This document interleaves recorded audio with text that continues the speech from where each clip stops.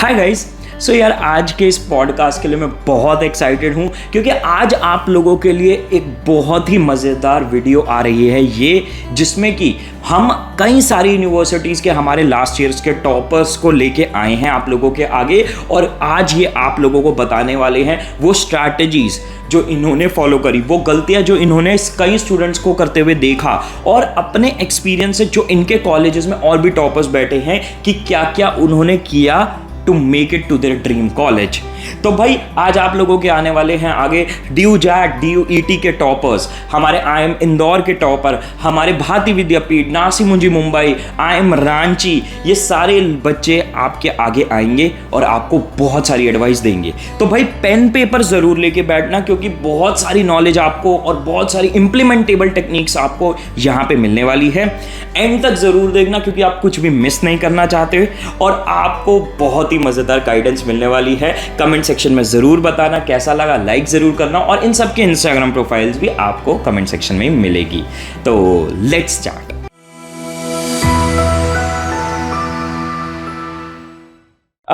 मैं सबको आपको एक एक करके इंट्रोड्यूस करूंगा, ठीक है।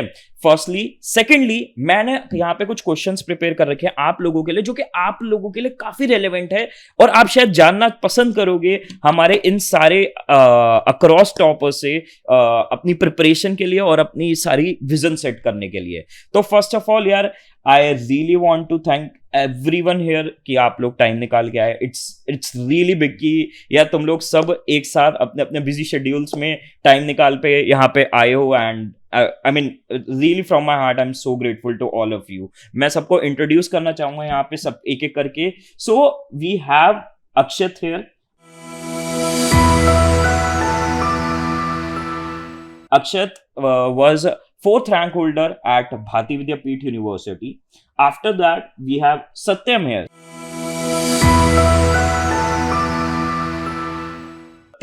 Satyam was Satyam तुम्हारी 48 या 49th रैंक थी IIM इंदौर में?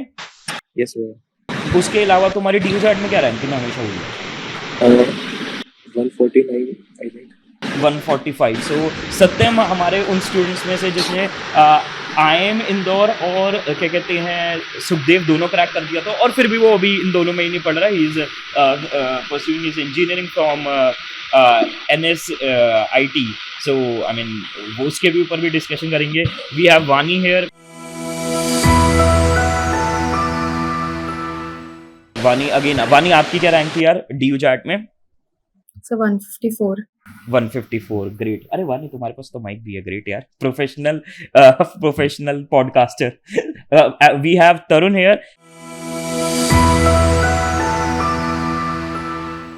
तरुण secured a DU JAT AIR 3 into 2021, again a great rank. बहुत बहुत अच्छा। तरुण के साथ पहले भी हमने पॉडकास्ट करी है, सो आपको बहुत कुछ इंसाइटफुल जानने को मिलेगा तरुण से। वी हैव भूमिका here.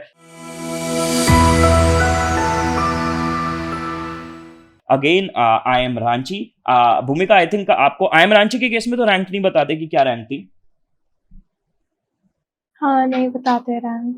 So we have toppers across the universities, and अब हम एक एक करके मैं क्वेश्चन सबसे पूछता जाऊंगा, एंड काफ़ी अच्छा है, हम डिस्कशन, हेल्दी डिस्कशन करने की कोशिश करेंगे। मेन गोल हमारे इस पॉडकास्ट का ये आज ये सारा हमने एक सबमिट किया है, उसका ये है कि यार जो बच्चा अभी 12th में है और उसको एक माइंडसेट बनाने की कि भाई कैसे प्रिपेयर करना है, क्या गलतियाँ हो सकती हैं, क्या नहीं करनी, किस डायरेक्शन में काम करना है, वो सारी चीज़ें एक एक करके हम डिस्कस करेंगे।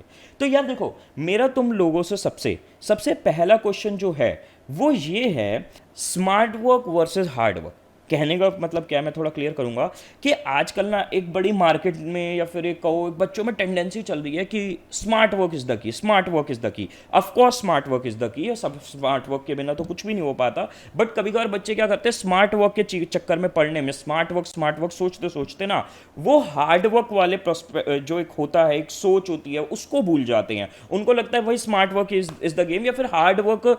कई सारे टॉपर्स देखो, तुम्हें भी सच्चाई पता है, बहुत बारी हम फ्लो में बोल देता है मैं कम पढ़ा, मैं ज़्यादा नहीं पढ़ा, एंड काइंड ऑफ वो मेजोरिटी केसेस में it is not the truth. तो मैं चाहता हूँ आप लोग थोड़ा दो चीज़ों पे लाइट शेड करो सब बच्चों के लिए। एक तो आप पर्सनली कितना पढ़ते थे, मतलब कितना आवर्स आपने इन्वेस्ट किया है। दूसरा, आप ये smart work versus hard work वाली डिबेट में क्या कहना चाहोगे, स्मार्ट वर्क कितना इंपॉर्टेंट है, हार्ड वर्क कितना इंपॉर्टेंट है, और कैसे दोनों चीज़ों को बैलेंस आउट करना चाहिए। तो स्टार्ट कौन करना चाहेगा, मतलब कौन कौन सबसे पहले इस पे अपना कुछ व्यूज़ रखना पसंद करेगा? Okay sir, so I will start. तो पहली बात जो आपने आवर्स वाला क्वेश्चन पूछा, so there is no fixed and there should not be any fixed number of hours कि आपको इतने लगाने हैं, because at the end of the day उन जो आप टाइम पढ़ाई पे लगा रहे हो, कितना फ़ोकस होके आप पढ़ रहे हो, that is what matters. And important चीज़ ये है कि आप कंसिस्टेंट रहो। चाहे आप रोज़ दिन में 3 घंटे पढ़ रहे हो, लेकिन बी कंसिस्टेंट। ऐसा नहीं है कि 1 हफ्ते में बहुत ज़्यादा पढ़ाई कर लिया एंड द सेकंड वीक कुछ नहीं हो रहा है। So that is what is important. And तो ये आवर्स के लिए this was the thing. All right, so adding to that, कोई इसमें और कुछ ऐड करना चाहेगा? So, भैया, I would like to add on this. So, मेरा क्या था कि NPAT was like 15 days away, and in that situation, it wasn't viable कि मैं बस hard work करूँ. So, the smart work I pursued was कि मैंने identify करा कि what were my strengths. That was mainly LR and verbal, और मैंने उस पर focus करा. So, वो that also includes in hard work. Sorry, smart work. Right right right. तो स्मार्ट वर्क में अगर आप कहना चाहो तो हाँ यार, we have to cover up things की, हाँ जहाँ पे हम स्ट्रेंथ है, right. But when it comes to hard work, Vani का ओपिनियन ये है कि consistency matters, right. Satyam, Tarun, आप लोग, भूमिका, अक्षत, कुछ ऐड करना चाहोगे इसमें, या आपका क्या ओपिनियन है इस चीज़ को लेकर, या आप कितना पर्सनली पढ़ते थे? स्टार्टिंग विद सत्यम। सत्यम, तुम बताओ यार इस पर। भाई जब मैं पढ़ता तो मैं डेली का टास्क सेट करता था कि मेरे को आज दिन में ये कम चीज़ कंप्लीट करनी है, और उसी को कंप्लीट करके मैं सोता था। अब एट द एंड मेरे को उसमें कितना टाइम लगे वो मुझे भी नहीं पता, बट उसको कंप्लीट करके सोता था मैं। एंड और यार डेली का टास्क हम पूरा कर रहे हो तो फिर काफ़ी कंसिस्टेंसी अपने आप बनती है, एक मोटिवेशन मिलता है कि यार अब पूरा जो मैंने काम करा है, और फिर एट द एंड सोने में भी मज़ा आता है, नहीं तो नींद भी नहीं आती है ऐसे टाइम पे तो। ये सत्य है ना, इससे मैं रिलेट कर पा रहा हूँ, मेरी भी यही हैबिट है कि एंजाइटी होती है कि बहुत अगर ज़्यादा। तुम्हें क्लियर अपने दिन का टास्क पता हो, बहुत बच्चों के साथ इशू यही होता है, उनको अपने दिन का टास्क नहीं पता। वो टास्क पता हो तो क्लियर इमेज आज क्या करना है, और नहीं करा तो फिर एक काइंड ऑफ दिमाग में प्रेशर होता है। और जैसे आपने बताया कि स्मार्ट वर्क से पहले हार्ड वर्क आता है, तभी स्मार्ट वर्क आता है। पहले पहले नंबर हार्ड वर्क का है, देन स्मार्ट वर्क का है। So that's from my side. Right. तो यार एक बात बताओ, जैसे इस बात को मैं एक चीज़ तुमसे पूछना चाहूँगा, तुम डेली टास्क निकालते कैसे थे? जैसे देखो, हम तो आपको टाइम टेबल प्रोवाइड करते हैं कि भाई इतना टाइम बचा तो डेली के इतने इतने लेक्चर्स कर लो, इनका प्रैक्टिस कर लो तो काम बन जाएगा, ठीक है। तो आपका उस टाइम टेबल का रेफरिंग पॉइंट था, या फिर आपने खुद भी कुछ चीज़ें रिसर्च करी थी, ऐड करी थी, क्या था आपका सीन उस टाइम जो आपने टास्क डेली के बना पाया? So basically, when you're taking out tasks on a daily basis, तुम्हें बस देखना है कि how far is the exam and what you have to cover. तो तुम्हें पता है you have to cover 6 months में इतना, then you know कि 1 month में you have to cover इतना, then you know कि 1 week में you have to cover इतना, and then उससे you can find out 1 day में what you have to cover. So that's very easy to find out कि daily task. So वो every subject के लिए करोगे, so you'll get your daily task for that. So ऐसे divide करते जाओगे, you'll get there. So that is how I used to do that. Great यार, great great. But सत्यम और तरुण, because देखो तुम दोनों के साथ हमने पहले भी पॉडकास्ट करे हैं, तो मेरे को पता है तुम दोनों वैसे किस माइंडसेट पे चलते हो। तुम दोनों का काफ़ी सिमिलर माइंडसेट है इस चीज़ को लेके। मैं तुमसे ये पूछना चाहता हूँ, तो तुमने पूरा सिलेबस जैसे लिया, ठीक है, वो सिलेबस तुमने कहाँ से रेफर किया था? जो हमने बुक्स दी थी, या आपने लेक्चर्स सारे थे हमारे, उनको आपने डिवाइड किया, या फिर टाइम टेबल जो हमने दिया था उसको रेफर किया? ये चीज़ डिवीजन आपको कहाँ से मिली, मैं ये पूछना चाहता हूँ आप दोनों से। So in my case, I always keep it a thing कि I never refer one source only. तो मतलब you just, I mean, if you refer one source तो वो बहुत limited information होगा, and there is chances that someone misses जो तुम्हें पढ़ना चाहिए था actually. So I used to refer many YouTubers at that point of time. तो उससे you get a fair idea what your syllabus is, and basic material जो था coaching academy का, that you'll get to know कि इतना है तुम्हारा syllabus. And once you have your daily tasks in mind, then तुम after you complete that task, try to go one step beyond in what you're doing, ताकि तुम्हें पता चले कि you don't miss anything in the process, and so that's how you take out your daily task. always refer more than one source. That is always beneficial. Great. Satyam, इस पे तुम कुछ add, अक्षत तो मेरे ख्याल से चले गए, शायद उनका नेट का इशू आ गया। चलो नाइस। हाँ सत्यम, इस पे कुछ तुम क्लैरिटी देना चाहोगे कि हाँ तुमने क्या कहते हैं, adding to what Satyam said, कुछ कहना चाहोगे इस पे? मेरा भी ऐसे उस टाइम पे तो सेम ही था कि मैं एक चीज़ फॉलो वैसे भी नहीं कर पाता था। मैं काफ़ी सारा देखता था मटेरियल, कि शॉर्ट वीडियो यहाँ से देखी, शॉर्ट वीडियो यहाँ से। तो इस चीज़ ने काफ़ी ज़्यादा हेल्प करी है। Great great. कमिंग टू भूमिका एंड अक्षत, आप दोनों का क्या ओपिनियन है? स्मार्ट वर्क, हार्ड वर्क, कितना आवर्स पढ़े, किस तरीके से प्लान करें, उसके अराउंड पे स्टार्ट करना चाहूँ। और तो अभी जैसे सबने बोला ना कि वो लोग डेली टाइम टेबल बनाते थे, मैं डेली टाइम टेबल ना बना के संडे को बैठ के पूरे वीक का टाइम टेबल बना लेती थी कि मंडे को ये करना है, ट्यूसडे को ये करना है।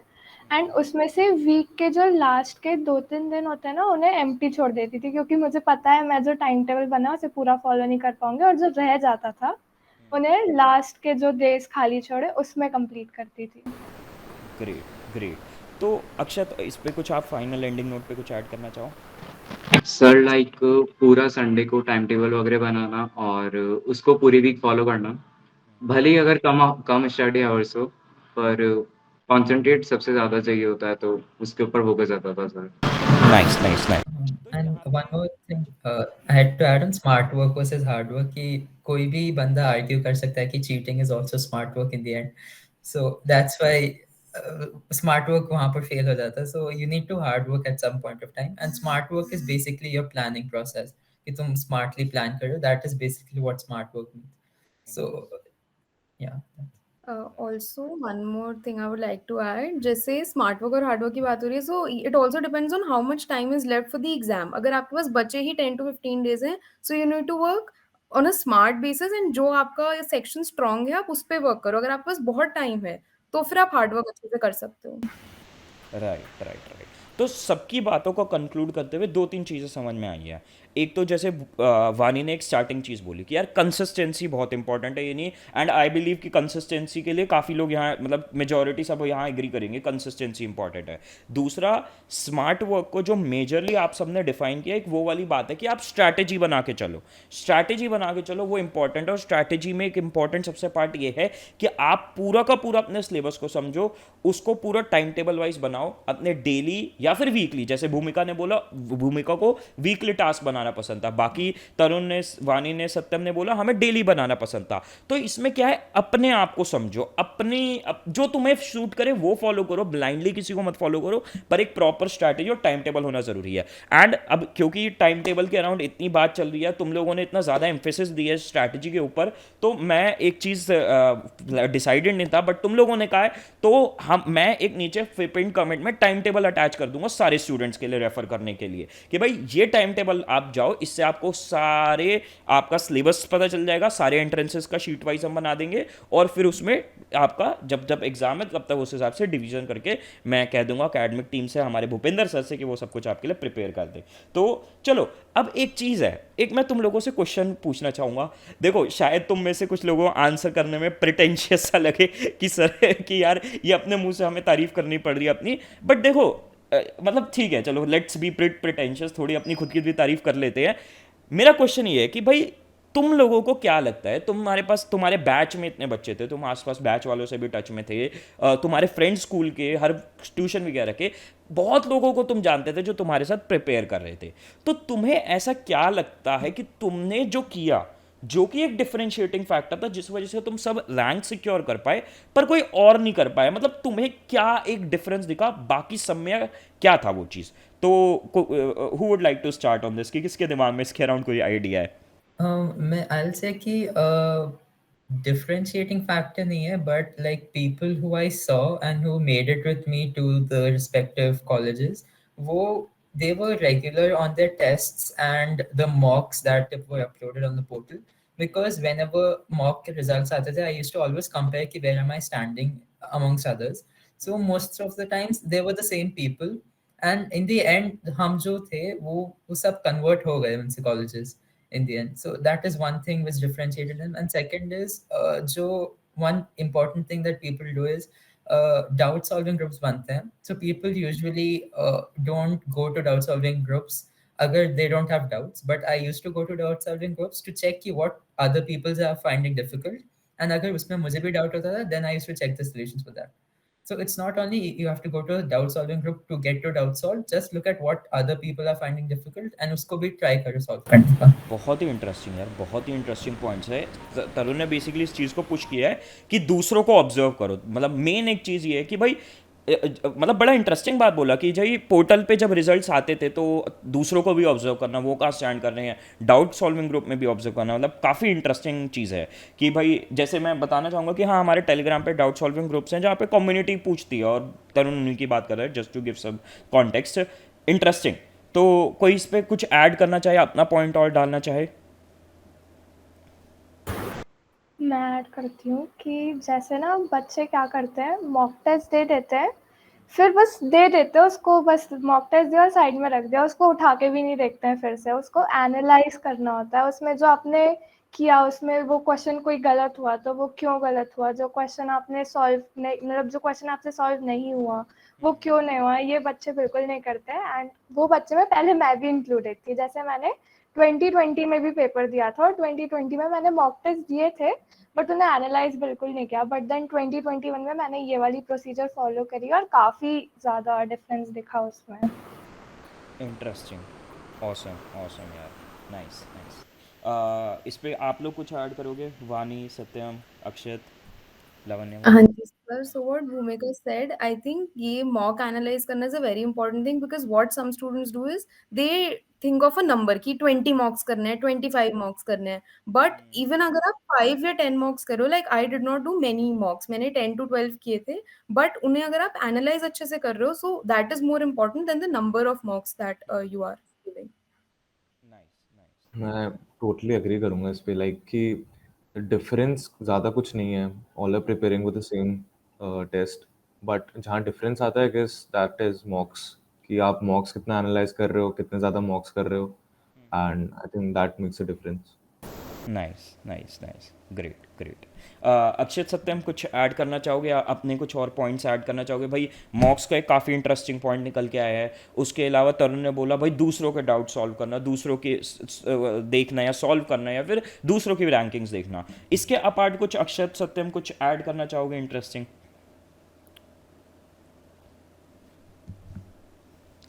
चलो मेरे को लग नहीं रहा। ठीक है, चलो अपने नेक्स्ट क्वेश्चन की तरफ मूव करते हैं। कहीं ना कहीं हमारे फर्स्ट क्वेश्चन से ही लिंक करता हुआ है, ठीक है, कहीं ना कहीं हमारे फर्स्ट क्वेश्चन से लिंक करता हुआ है कि कौन सी एक मिस्टेक बताओ जो फर्स्ट मिस्टेक तुम्हें लगती है कि ये दूसरे लोग कर रहे हैं, ठीक है, वर्स्ट मिस्टेक, मतलब जो तुम देख के कहते हो कि यार ये इतनी बेसिक चीज़ तो पता होनी चाहिए बट बच्चे अक्सर उसको मिस कर देते हैं। तो कुछ ऐसी गलती के बारे में तुम कहना चाहोगे, लिंक करना चाहोगे हमारे पुराने वाले क्वेश्चन से?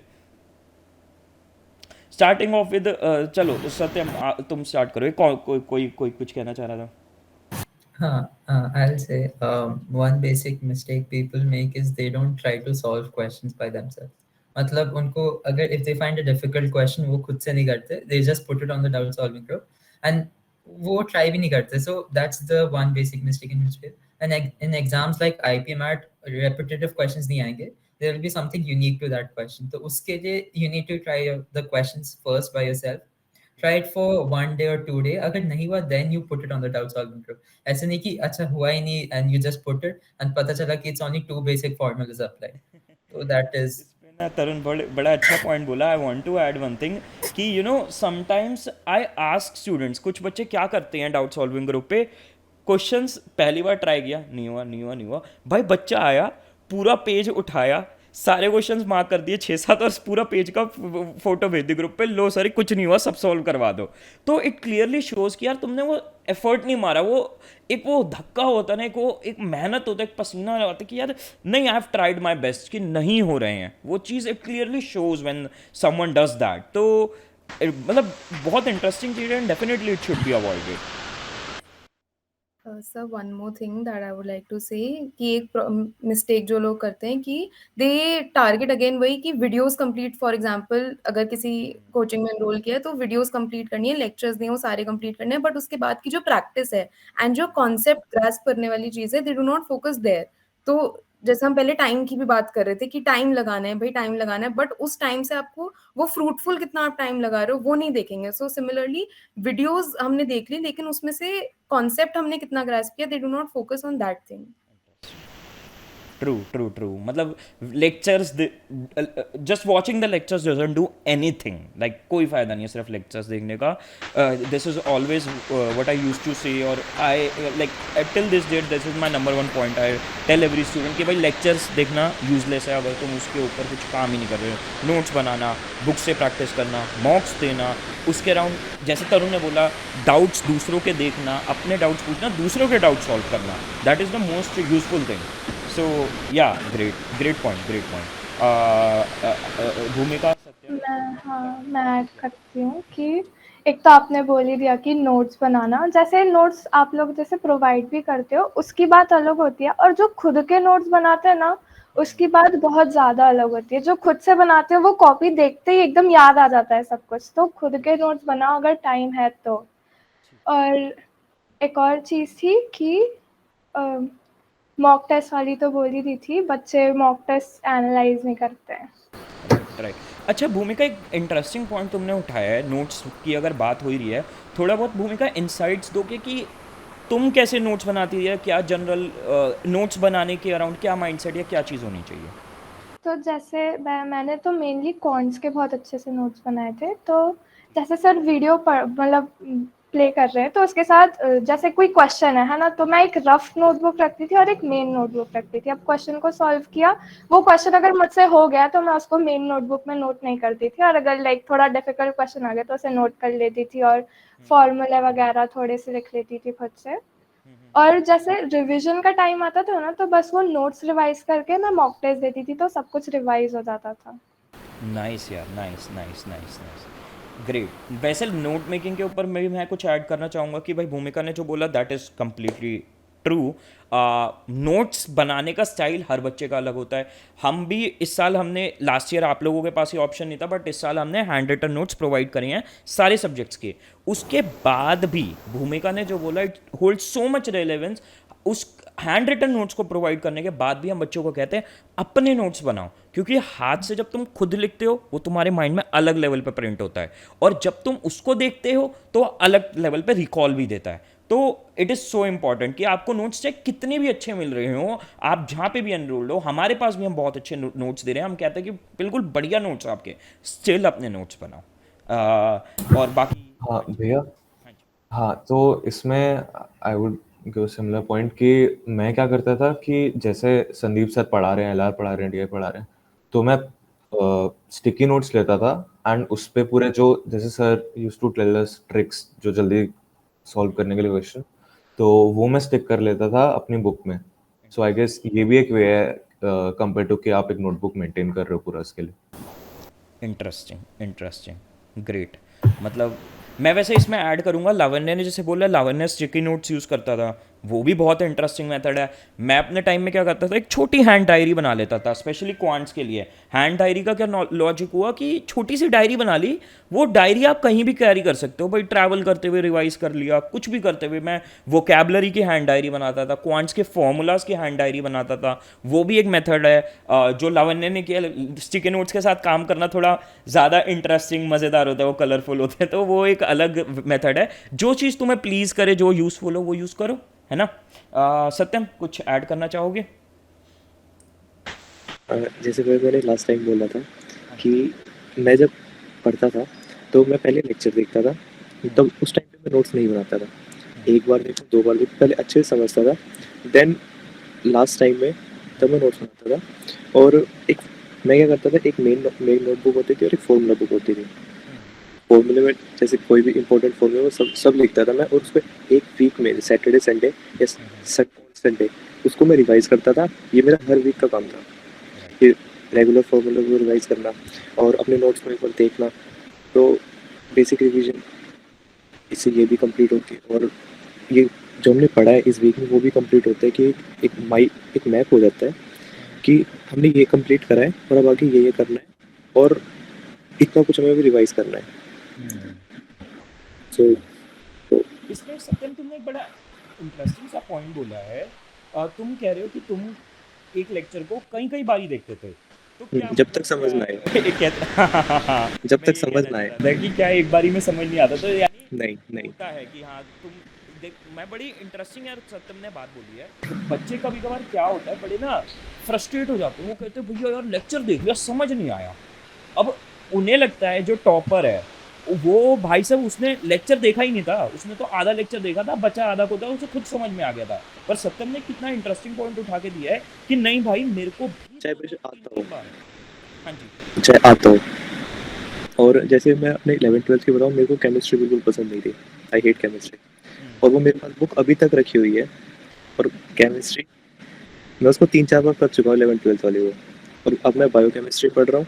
हाँ। अब इंटरेस्ट बन चुका है। अच्छा। जब हमारे पास टाइम होता है ना कि हमें लगता है यार ये तो बोरिंग है, फिर हमसे नहीं हो पाएगा, फिर हमें उसकी वैल्यू समझ आती है कि यार एक बार इसको देखते हैं पढ़ के हमें कैसा लगता है। शायद वो तुम्हें कुछ नई चीज़ें सिखाए, तो काफ़ी। बहुत ग्रेट। और सेम एज़ फॉर फिज़िक्स। इस चीज़ पे ना सत्यम की बात को थोड़ा सा मैं और डिग इन करना चाहूँगा। जितने भी और दूसरे पार्टिसिपेंट्स हैं हमारे पास यहाँ, वानी, तरुण, लावण्या, भूमिका, तुम्हारे साथ भी ये वाला सीन होता था कि भाई एक बारी में लेक्चर समझ नहीं आया तो 2 बार 3 बार देख रहे हो, ये वाली चक्कर तुम्हारे साथ होता था या क्या सीन रहता था इसके अराउंड? डेफिनेटली, डेफिनेटली, हमेशा। Interesting interesting. चलिए ठीक है ठीक है ठीक है। वानी, भूमिका कुछ ऐड करना चाहोगे तरुण इस पे? सर लेक्चर रिपीट में यही कि मैं पूरा यूजुअली ज़्यादा लेक्चर रिपीट नहीं, लेकिन एक कॉन्सेप्ट होता है ना कि इतनी देर का नहीं समझ में आया, सो वो रिपीट होता था, मेरा पूरा लेक्चर रिपीट नहीं होता था। कॉन्सेप्ट समझ नहीं आया मतलब इस बात में क्या मतलब? सर मतलब जैसे एक वीडियो है फॉर एग्जांपल, जितनी भी देर की वीडियो है उसमें से 5 मिनट का कोई एक एक टॉपिक है जो एक बारी में नहीं, बहुत न्यू है, एक बारी में नहीं समझ आ रहा, तो बस उतना पार्ट रिकॉल कर लो, और 1-2 बार देखने के बाद भी नहीं समझ आ रहा, सो ट्राई प्रैक्टिसिंग उस टाइप के क्वेश्चंस। तो वो चीज़ आई यूज्ड टू डू। मेन पता है मेरा क्वेश्चन क्या है वानी, यहाँ पे ना मेन मेरा क्वेश्चन ये है, मैं जो पॉइंट हाईलाइट करना चाहता हूँ यहाँ पे, मेन पॉइंट यहाँ पे ये है कि अटकते सब है। अब उस अटकने को हैंडल करने का सत्यम ने अलग तरीका प्रपोज किया, आपने कहा मैं ये तरीका फॉलो करती हूँ। पर यहाँ पे वही चीज़ मैं सब बच्चों को इंटरेस्टिंग पॉइंट आउट करना चाहूँगा कि यार ऐसा नहीं होता कि अगर ये इनकी रैंक्स हैं तो ये कोई ऐसा था कि हाँ एक बारी में सब कुछ समझते गए। सबको कहीं ना कहीं अटका हुआ फील होता था, कोई किसी तरीके से रिवाइज करता था, कोई किसी तरीके से चीज़ों को गो थ्रू करता था। तो ये बड़ी इंटरेस्टिंग चीज़ है। हाँ, इसमें मैं ऐड करूँगा कि like most of the people when they get stuck in a question और समथिंग, वो बोलते हैं कि ये तो एग्जाम में नहीं आएगा, शायद नहीं आएगा, तो छोड़ देते थे। बट मैंने भी 1-2 बार किया था वो, बट वही क्वेश्चन हमेशा एग्जाम में आता है, बोर्ड्स हो या नॉर्मल एग्जाम भी हो, तो that's why don't skip a question, try to understand it. अगर नहीं हुए तो फिर थोड़ा टाइम उसको छोड़ दो, बट अगर नहीं किया तो हमेशा वो एग्जाम में आता ही था। So don't try to skip a question. Awesome awesome awesome यार। सो और चलिए हाँ जी। मैं इसमें एक पॉइंट ऐड करना चाहूँगा। जैसे भी आपने कहा था कि रिवीजन के टाइम पे कैसे आपने बताया ना कि अभी, हाँ जी। तो जैसे हम जब मैं नोट्स वगैरह बनाता था और जब रिवाइज करता था, तो मैं पहले मेरी नोटबुक बनती थी इतनी टाइम पे रिवीजन, जब बेसिक अपना अपनी पढ़ाई करता था, रिवीजन के टाइम पे वो और पतली होती जाती रही।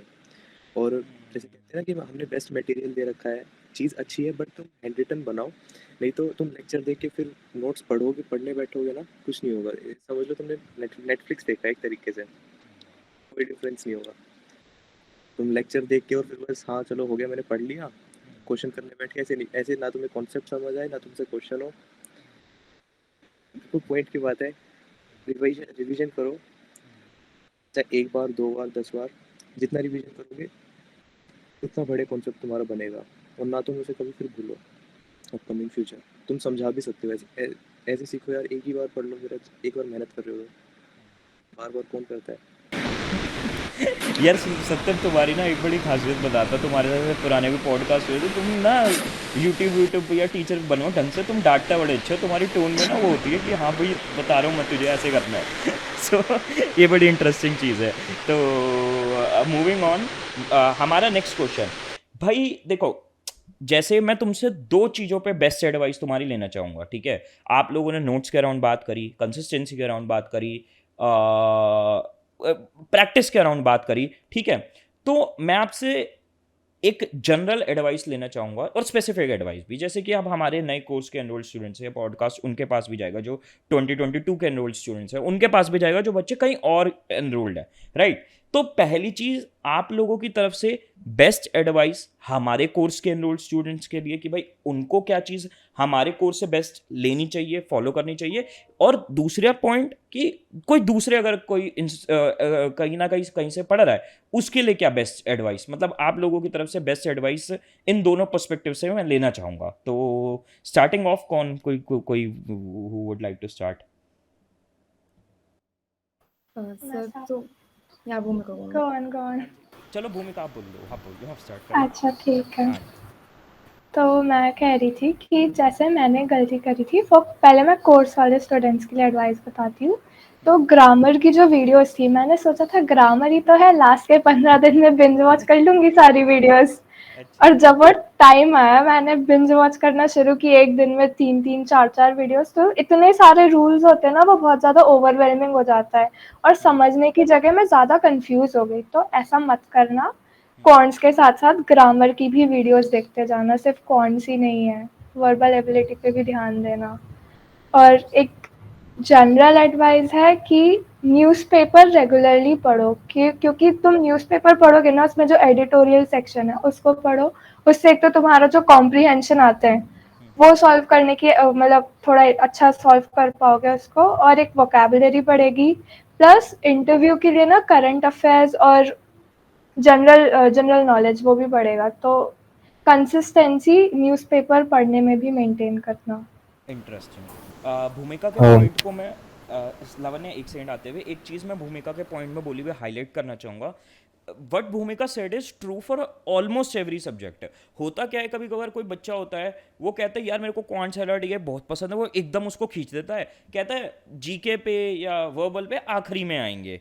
वो बड़ी मिस्टेक है, क्योंकि आपका एक पैरेललिज्म मेंटेन रहना चाहिए। हम जो टाइम टेबल प्रोवाइड करते हैं, आपको नीचे पिन कमेंट में भी आप लोगों के लिए टाइम टेबल बना के देंगे, तो वो पैरेललिज्म मेंटेन रहना चाहिए कि ऐसा नहीं, एक सर्टेन लेवल होना चाहिए। हाँ ठीक है, तुम्हें क्वांट्स पसंद है, उसमें तुम थोड़ा आगे चल रहे हो, नो प्रॉब्लम। बट ऐसा नहीं है कि क्वांट्स के 10 चैप्टर हो गए और वर्बल में या जीके में तुम एक एक करके बैठे हो, एलआरडीए में 2 करके बैठे हो, तो या वर्बल में तुम अच्छे हो। तो ऐसा किसी सब्जेक्ट के साथ नहीं करना कि भाई एक को तो तुमने पहाड़ पे चढ़ा दिया और दूसरा भाई सब कहीं अटका हुआ है बेचारा, स्टार्ट भी नहीं हुआ। हाँ जी लावण्य।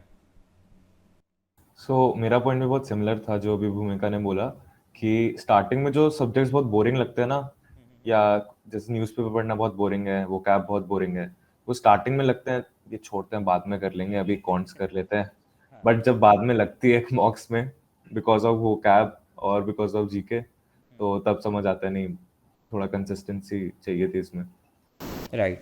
अच्छा, इंटरेस्टिंग है, मतलब क्या कहते हैं, जो सब्जेक्ट तुम्हें पसंद नहीं आए तो उसके लिए क्या किया जाए। चलो इसको नेक्स्ट एक उसमें आएंगे, उसके ऊपर आते हैं, नेक्स्ट क्वेश्चन हमारा इसके अराउंड रखते हैं। वानी आप कुछ कह रहे थे इस पे, इस वाले पॉइंट। हाँ जी सर। सो इसमें एक बहुत इंपॉर्टेंट पॉइंट जो आई थिंक इन जनरल सबको फॉलो करना चाहिए और कुछ बच्चे नहीं करते हैं, इसकी मॉक्स सोचते हैं कि पहले हम पूरा पढ़ाई कर लेंगे, अच्छे से कर लेंगे, थोड़ा बहुत कर लेंगे, उसके बाद मॉक्स देंगे, विच इज नॉट, बिल्कुल नहीं करना है। एंड ये चीज मैंने सर आपसे ही सीखी है कि प्रिपरेशन से पहले एक या दो मॉक दो, प्रेपरेशन से पहले फुल लेंथ मॉक दो, ताकि जब आप कुछ टाइम बाद प्रिपेयर करके मॉक करोगे ना तो आपको डिफरेंस दिखेगा और आपको ये पता लग जाएगा कि अच्छा अभी फॉर एग्जांपल मेरे इतने मार्क्स आ रहे हैं तो आई स्टैंड हियर, तो मुझे कितनी और मेहनत करनी है और क्या मेरा टारगेट है। सो मॉक स्टार्ट करने से पहले एक मॉक देना इज वेरी इंपॉर्टेंट।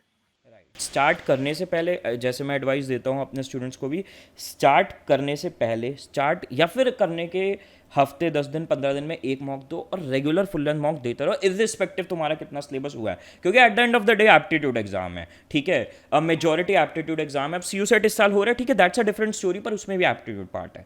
तो not just wait to get done with everything, है ना। So great advice. Satyam, Tarun, want to add something कि भाई क्या कोर्स के स्टूडेंट्स के लिए बेस्ट एडवाइस और एक जनरल एडवाइस। I'll say कि for I'll general advice है मेरे पास कि every mock is different, तो हर mock में I mean try to set a limit for yourself, but अगर वो limit नहीं आया, so try to judge yourself कि is the mock difficult or was it easy, and उसके हिसाब से अपना relative performance देखो, because not every mock is the same, because even in case of DOJAT हमारे हुआ था, the first shift was much more difficult than the second shift, and उसके हिसाब से people who in the first shift were like कि अभी तो होगा ही नहीं हमारा, but they got through that.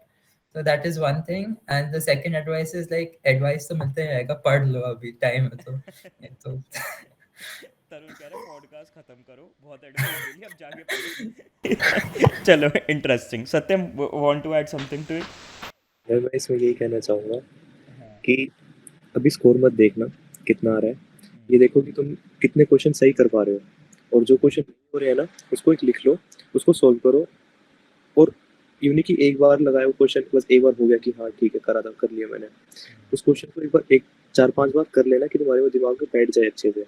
बार बार तुम्हें उस क्वेश्चन को देखना, और उससे जितने रिलेटेड काफ़ी सारे क्वेश्चन बनेंगे वे भी सोल्व करना, और बस और पढ़ाई पे ध्यान दो, पढ़ लो। चलो अब एंडिंग नोट पे बस एक क्वेश्चन सबसे पूछना चाहूँगा। देखो मैं कहीं ना कहीं ये डिस्कशन अभी उठाया भी था किसी ने कि भाई वानी ने बोला था कि भाई अटकते हो तो उस चीज़ को, तरुण भी बहुत टाइम से बात बोलता आ रहा है मेरे आगे, कई बारी तरुण ने बोली, सत्तर ने बोली है, तो कि भाई आप फंसोगे, आप अटकोगे, आपको कई बारी लेक्चर्स बार बार देखने पड़ेंगे, कई बारी कॉन्सेप्ट बार बार विजिट करने पड़ेंगे। तो इसके अराउंड ना मैं एक दो चीज़ें पूछना चाहूँगा, क्वेश्चन इससे रिलेटेड। पहली चीज़, देखो ये सबके साथ ट्रू है कि हर किसी का हर सब्जेक्ट वीक स्ट्रॉन्ग नहीं होता, और वीक हर किसी का अलग अलग सब्जेक्ट होता है। कोई कहता है कि मेरा क्वांट्स वीक है, कोई कहता है मेरा वर्बल वीक है, कोई कहता है मेरा कुछ वीक है। तो मैं आप लोगों से टू फोल्ड क्वेश्चन पूछना चाहूँगा। पहली चीज़, आप लोगों में से पर्सनली आपका कौन सा सब्जेक्ट वीक था जिसमें आपको डिफिकल्टी थी? दूसरा, आपने कैसे उसको टैकल किया? ठीक है। तीसरा, आपको क्या कभी कभार आप होता था एक क्वेश्चन में बुरी तरह फंस गए, नहीं निकल के दे रहा, या किसी कॉन्सेप्ट में बुरी तरह फंस गए, वो नहीं निकल के दे रहा, तो उसको कैसे हैंडल किया? तो मेनली आपके वीक पॉइंट्स क्या थे और आपने उसको हैंडल कैसे किया, ये मैं आप लोगों से पूछना चाहता हूँ। स्टार्टिंग ऑफ विद वानी, आप स्टार्ट कर दो। सर मेरा सबसे वीक सब्जेक्ट वाज जीके, मतलब बहुत पुअर मेरी जीके अभी भी है, बहुत ही ज़्यादा। So I literally used to cry कि जीके नहीं होने वाली, and one of the reasons I could clear DOJAT was कि उसमें जीके के क्वेश्चन थोड़े कम थे एंड क्वांट्स के ज़्यादा। इस साल क्वांट्स के ज़्यादा थे, मेरी क्वांट्स कंपैरेटिवली काफ़ी बाकी सेक्शन से स्ट्रॉन्ग है। And GK what I did was कि व्हेन आई हैड टाइम, तो फिर मैंने अर्नव सर की वीडियोस बहुत देखी, उसके notes I used to make, and GK के काफ़ी सारे मॉक्स थे पोर्टल पे, so I used to solve a lot of them. उसमें भी स्कोर बहुत खराब आता था, बट जो answers, because GK is a subject कि वो बहुत वास्ट है, आप कितना भी कर लो कुछ ना कुछ बच ही जाएगा।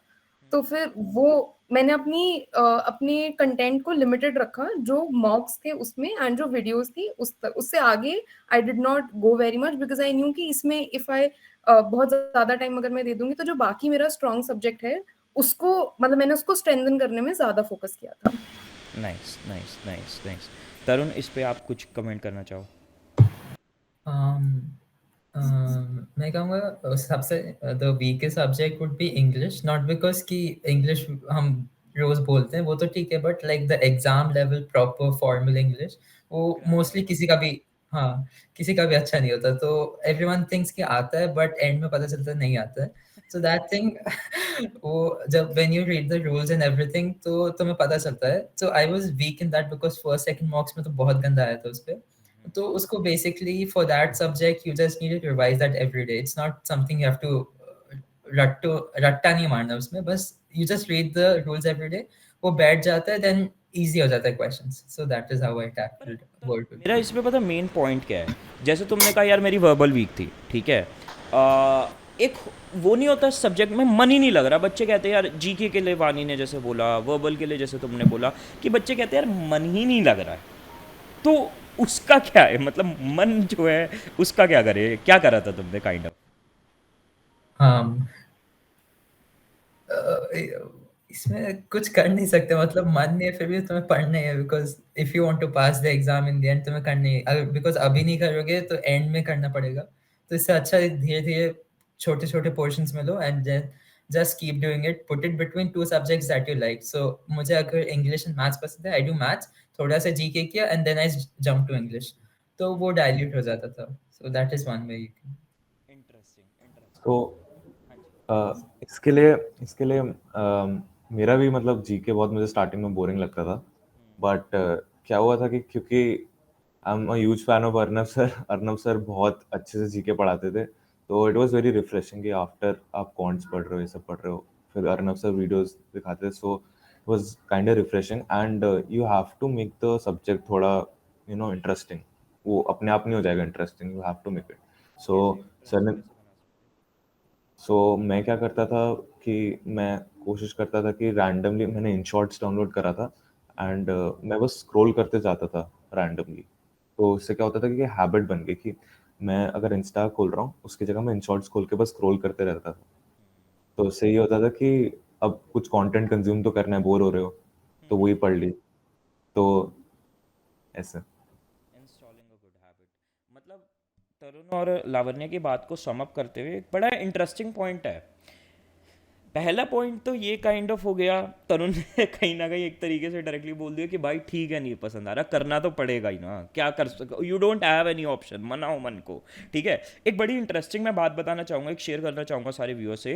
मैं जेफ बेजोस का ना अमेजॉन, जब जेफ बेजोस इंडिया आया था और अमेजॉन प्राइम के साथ उसने एक एक्सक्लूसिव शाहरुख खान के साथ एक kind of interview kind of चीज़ करी थी, तो उसमें ना एक बड़ी इंटरेस्टिंग बात बोली थी जेफ बेजोस ने कि यार यू कैन, व्हेन आई से और when any other person who is at like who is doing great in their fields say कि भाई I am passionate about my work, it doesn't mean कि I am 100% passionate about each and everything I do. भाई आप अगर 70% भी passionate हो अपने work के बारे में, 70% आपको चीज़ें पसंद है, तो इट वर्क्स फॉर यू. 30% ऐसी भी चीज़ें करनी पड़ेगी जहाँ पे आपको अपना मन मारना पड़ेगा, और you can not let your मन guide you through everything, because अगर वो करने लग गए तो फिर तो तुम पता नहीं क्या क्या ही करने बैठ जाओगे.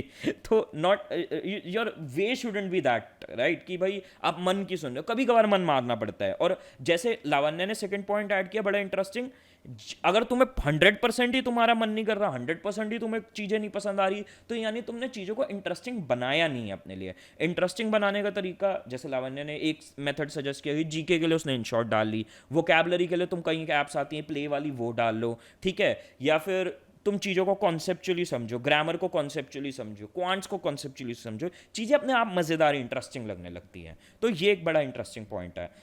भूमिका एंड सत्यम कुछ ऐड करना चाहोगे इस सारी कन्वर्जेशन में? हाँ, एक और आपने क्वेश्चन पूछा था कि जैसे कोई क्वेश्चन में अटक जाते थे तब क्या करते थे, तो मैं उसमें बताती हूँ कि अब ना जैसे अगर आप प्रैक्टिस करते टाइम अटक रहे हो क्वेश्चन में, तो उसको थोड़ा और ट्राई करो, नहीं हो रहा है तो थोड़ी देर छोड़ दो, कुछ और करो, फिर वापस थोड़ी देर बाद उस क्वेश्चन को करो. और अगर सेम चीज़ आपके साथ मॉक टेस्ट या एक्चुअल एग्जाम में हो रही है, आपसे नहीं हो रहा है क्वेश्चन, तो उसको आप स्किप कर दो, आप दूसरे क्वेश्चन पे चले जाओ. क्योंकि क्या होता है ना, बच्चे उस क्वेश्चन पे 5-10 मिनट वेस्ट कर देते हैं, फिर वो होता नहीं है. हाँ, तो ऐसे टैकल करना सर है. इसके लिए ना एक चीज़ I would like to add, इसके लिए क्या किया जा सकता है कि जब आप प्रैक्टिस कर रहे हो तो आप एक टाइमर सेट कर लो, मिनिमम क्वेश्चन, जैसे 10 क्वेश्चन ले लो, 15 क्वेश्चन ले लो, एक टाइमर सेट कर लो कि इतनी देर में ये क्वेश्चन करने हैं, तो उससे आपकी स्पीड भी बन जाएगी एंड जो जहाँ अटक रहे हो उसको सर्कल करो, आगे बढ़ो. तो उन 10-15 क्वेश्चंस के बाद उस क्वेश्चन पे वापस आके फिर अपना टाइम लगाओ. Nice nice nice. Satyam, ending note पे तुम किसी को डांटना वाटना चाहोगे कि भाई बच्चे कह रहे हैं मन नहीं लग रहा, तो क्या कहोगे उन बच्चों को? मैं देखो, मैं अपनी बताऊँ तो ड्यू जेट के टाइम पे मैंने खूब पढ़ा जीके, लेकिन मुझे अभी भी याद है मैं छोड़ के आया था. मुझे नहीं, सच बता रहा हूँ मैं, मेरे का गलत हो गया ना तो 100 रैंक पीछे चला जाऊंगा मैं. ज़्यादा नहीं सोचना है इसमें, छोड़ो, जो क्वेश्चन आता है वो करो और आगे बढ़ो. और आज भी मेरा पेपर था, वो कॉन्सेप्ट मेरा ऐसा था कि ना भी पढ़, और मैं सच बताऊँ, मैं आज पेपर के लिए कुछ पढ़ के नहीं गया था. मेरा आज एग्जाम था, तो एक कॉन्सेप्ट था कि उसको मैंने ब्लैक बोर्ड पे सोल्व करा है, अच्छे से करा है, और आज ही वो क्वेश्चन मेरे से नहीं बना. बहुत दिमाग खराब हुआ उस टाइम पे कि नहीं बन रहा है ये, मैंने छोड़ दिया. और जब लास्ट के 5 मिनट बचे तब जाके मैंने उसको करा और तब बन गया.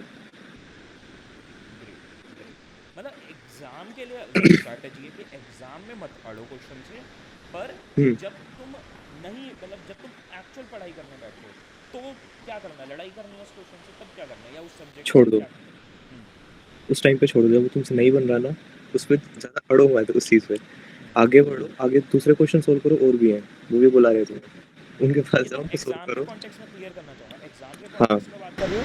अब मैं इस टाइम पूछ रहा हूँ कॉन्टेक्स्ट में, जब आप प्रिपेयर कर रहे हो एग्जाम से 2 महीने पहले, तो वहाँ पे कोई ओके। सब्जेक्ट वगैरह क्वेश्चन अड़ रहा है तो उस टाइम क्या करना है? अगर वो क्वेश्चन अड़ रहा है, तुम्हारे पास टाइम है, तो उस क्वेश्चन को टाइम पे जितना तुम दे सकते हो।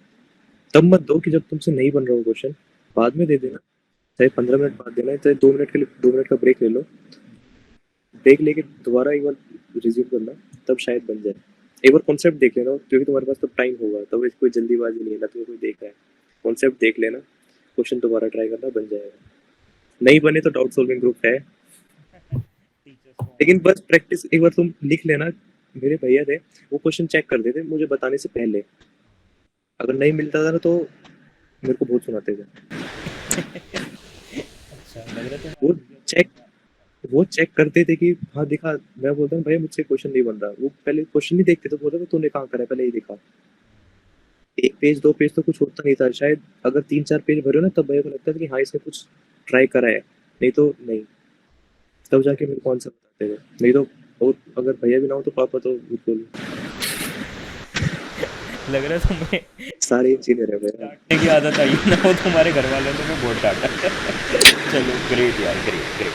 तो मैं एंडिंग नोट पे यही कहना चाहूँगा, first of all I am so grateful to all of you यार, तुम लोग आए, मतलब इट मीन्स, मतलब दिल से बोला, it means so much to me कि यार तुम सब आज भी मेरे को एक भाई मान के या भैया मान के तुम लोग आए, टाइम निकाला, नहीं तो ये जनरली होता नहीं है, मैंने बहुत एक्सपीरियंस किया है, बट मेरे लिए बहुत बड़ी बात है and I am so grateful to all of you. Secondly, सबके इंस्टाग्राम हैंडल्स में नीचे डाल दूंगा, इन सबका तुम दिमाग खा सकते हो जिसका खाना चाहो, ठीक है, और प्रोवाइडेड कि कंसेंट करे अपना दिमाग खिलवाने के लिए। थर्डली भाई, सत्यम, वानी और तरुण, तुम तीनों तो दिल्ली में हो, लावण्य और भूमिका तुम्हारा, तुम दोनों दिल्ली में तो नहीं हो? नहीं, मैं मुंबई में हूँ अभी। और भूमिका? मैं करेंटली रांची में हूँ। तो चलो फिर तुम दोनों को पार्टी से बाहर कर रहे हैं, पर तुम तीनों की तरफ, तुम तीनों को मेरी तरफ से जो वीकेंड तुम तीनों फाइनलाइज करो उस वीकेंड चलेंगे, ये बहुत बढ़िया जगह अपना, मतलब चिल करने, जो तुम जगह पसंद करोगे मेरी तरफ से डन है, ठीक है। तो on that note, thank you everyone for taking out time and best of luck to all the students जो इस साल अपीयर कर रहे हैं एंट्रेंसेस के लिए, चाहे वो सीयूसेट हो, ड्यूजैट हो, मतलब ड्यूजैट का तो खैर पता ही नहीं इस साल क्या होगा, बट सीयूसेट ही होगा, ठीक है, बट और भी जो भी एंट्रेंस। मैं एक पॉइंट ऐड करना चाहूंगा कि अगर पेपर ना निकले ना, टेंशन मत लेना, तुम्हें उस चीज से सीखने को बहुत ज्यादा मिलेगा, ठीक है। डिमोटिवेट मत होना, दोबारा ट्राई करना, क्योंकि तुम्हें आगे बहुत कुछ सीखना है, और यार ये तो पहली चीज है, ठीक है। और मेहनत करते रहो यार, बस सीख, मेन है सीखना, तुम्हें चीज वो आती है, बस। So thanks guys, thank you everyone for viewing and bye bye.